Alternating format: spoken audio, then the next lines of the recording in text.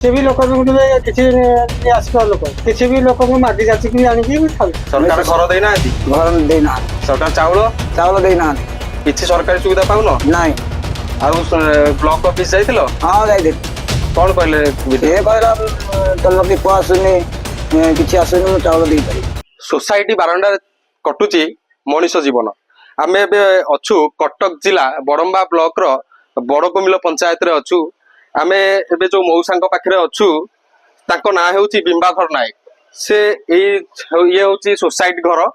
ये सोसाइटी घरे ताको जीवन से बिताउछंती। ताको बारंडा रे बसी ताको जीवनटा से बिताइछंती। आम पाखे से मौसा अछंती। मौसा कौन कहबे आपण एटी केते वर्ष होला रहउछंती बारंडा भितरे? 20 वर्ष ହେଲା ରହିଛି। ଆଉ ଚାଉଳ ସରକାର କଣ ଦଉଛନ୍ତି? ଚାଉଳ ଘର ଦ୍ୱାରା ମୁଁ ପାଉନି କିଛି। ସରକାର ଘର ଦେଇନାହାନ୍ତି? ଘର ଦେଇନାହାନ୍ତି। ସରକାର ଚାଉଳ ଦେଇନାହାନ୍ତି। କିଛି ସରକାରୀ ସୁବିଧା ପାଉନ? ନାଇଁ। ଆଉ ବ୍ଲକ ଅଫିସ ଯାଇଥିଲ? ହଁ ଯାଇଥିଲି। କଣ କହିଲେ? ସେ କହିଲା ତମ ଦୀପ ଆସୁନି, କିଛି ଆସୁନି, ମୁଁ ଚାଉଳ ଦେଇପାରିବି। ଆଉ ସରପଞ୍ଚ କିଛି କରୁନାହାନ୍ତି? ସରପଞ୍ଚ କିଛି ହଉନି। ଆପଣ ଶୁଣୁଥିଲେ ଆମ ପାଖରେ ଯୋଉ ମଉସା ଅଛନ୍ତି ଏଇ ଜଷ୍ଟ ପାଖରେ ମାନେ ଏଠୁ 10 ମିଟର ଦୂରରେ ହଉଛି ପଞ୍ଚାୟତ ଅଫିସ। ଏଠିକି ପଞ୍ଚାୟତ କୁ ପିଓ ଆସିଥିବେ, ଜିଆରଏस ଆସିଥିବେ, କିନ୍ତୁ ତାଙ୍କର ବି କର୍ତ୍ତବ୍ୟ ଥିଲା କି ଜଣେ ଲୋକ ଯଦି ବାହାରେ ଏମିତି ଦିନ କାଟୁଛି ତାକୁ ଦେଖିବାର ଦାୟିତ୍ୱ ଥିଲା, କିନ୍ତୁ ସେମାନେ ତାଙ୍କ ଦାୟିତ୍ୱରୁ ନିବୃତ୍ତ ହୋଇଛନ୍ତି। ଆମ ପାଖରେ ଆଉ ତାଙ୍କ ସ୍ଥାନୀୟ ବାସିନ୍ଦା ବି ଜଣେ ଅଛନ୍ତି।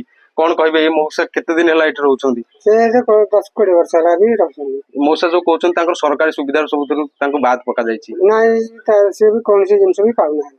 ଯଦି ପାଉଥାନ୍ତେ ଏଇ ସୋସାଇଟି ବରଣ୍ଡାରେ ସେ ଭାତ ରାନ୍ଧିକି ଖାଇକି ରହୁଥାନ୍ତେ। କିଛି ତାର ପାଇଁ ତ ସରପଞ୍ଚ ନିହାତି କରିବା କଥା ତାଙ୍କ ପାଇଁ। କେଜାଣି ଆଜ୍ଞା, ଏ କଥା ମୁଁ ଜାଣିନି। ସରପଞ୍ଚ ବୁଝିଛନ୍ତି କି ନ ବୁଝିଛନ୍ତି, କି ଦେଖୁଛନ୍ତି କି ନ ଦେଖୁଛନ୍ତି, ମୁଁ କହିପାରିବିନି ଆଜ୍ଞା। ଗରିବ ଲୋକ ତ ଯାଇପାରିବ। ହଁ ଆଜ୍ଞା, ଗରିବ ଲୋକ ଆମେ ଦେଖୁଛୁ। ସେ ବି ଲୋକ ବି କିଛି ଆସିବା ଲୋକ କିଛି ବି ଲୋକଙ୍କୁ ମାଗି ଯାଚିକି ଆଣିକି ଖାଉଛି। ଆଉ କାମ କିଛି ଆଜ୍ଞା ଏଠି ଗରିବ ଏଠି କିଏ ମୂଲ ମଜୁରୀ ଦଉଛି? ଏଇନେ କୋଉଠୁ କାଠୁ ମାଗି ଯାଚିକି ଆଣିକି ଖାଇକି ରହୁଛି। ଆମ ପାଖରେ ସ୍ଥାନୀୟ ବାସିନ୍ଦା ବି କହୁଥିଲେ କି ସେ ମଉସା ଜଣକ ମାଗି ଯାଚିକି ଖାଉଛନ୍ତି। ଆଉ ମଉସା କଣ ଆପଣ କାମ କଣ କରୁଛନ୍ତି? ମୁଁ କିଛି କାମ କରୁନି। ଆଉ କିଛି କାମ ବି କରୁନାହାନ୍ତି। ତାଙ୍କୁ ଘର ଦିଆଯାଇନି, ତାଙ୍କୁ ସରକାରୀ ସୁବିଧାରୁ ବଞ୍ଚିତ କରାଯାଇଛି। ତେବେ ଆମର ପ୍ରଶ୍ନ ପ୍ରଶାସନକୁ, ମଉସା ଭୋଟ ଦେଇଛନ୍ତି? ମଉସା ଏ ବର୍ଷ ଭୋଟ ଦେଇଛି। ମଉସାଙ୍କୁ ସରକାର ଭୋଟ ଦେଲା ବେଳେ ଖୋଜିଛନ୍ତି, କିନ୍ତୁ ସରକାରୀ ସୁବିଧା ଦେଲା ବେଳେ ମଉସାଙ୍କୁ ଭୁଲି ଯାଇଛନ୍ତି। ଏଠି ପ୍ରଶାସନ ସମ୍ପୂର୍ଣ୍ଣ ଦାୟୀ। ଆଉ ସରକାର ଯେତେବେଳେ ଗୋଟେ ଗରିବ ପାଇଁ ବିଭିନ୍ନ ପ୍ରକାର ସୁବିଧା ସୁଯୋଗ ଯୋଗାଇ ଦିଅନ୍ତି, ପ୍ରଶାସନିକ ଅଧିକାରୀ ତାଙ୍କ ଠାରୁ ସମସ୍ତ ସୁବିଧା ସୁଯୋଗ ଛଡାଇ ନିଅନ୍ତି। ଆମେ ଏହାର ଇଏ ହଉଛି ସ୍ପଷ୍ଟ ଚିତ୍ର। ମୋର ବଡମ୍ବା ଭିଡିଓଙ୍କୁ ଅନୁରୋଧ କି ଏଇ ମଉସାଙ୍କ ପାଖରେ କେମିତି ପହଞ୍ଚିବେ, ଆଉ ୟାଙ୍କୁ କେମିତି ଘର ଦିଆଯାଇ ପାରିବ। ୟାଙ୍କର ରାସନ କାର୍ଡ ମଧ୍ୟ ଅଛି, କିନ୍ତୁ ଚାଉଳ ଦଉନାହାନ୍ତି। କେମିତି ରାସନ ଚାଉଳ ତାଙ୍କୁ ମିଳିପାରିବ, ଆଉ ସବୁ ସରକାରୀ ସୁବିଧାରେ ଇଏ ଅନ୍ତର୍ଭୁକ୍ତ ହେବେ, ତାଙ୍କୁ ସ୍ୱାସ୍ଥ୍ୟ କାର୍ଡ ମିଳିପାରିବ, ସମସ୍ତ ପ୍ରକାର ସରକାରୀ ସୁବିଧାରେ ତାଙ୍କୁ ଅନ୍ତର୍ଭୁକ୍ତ କରାଯିବ।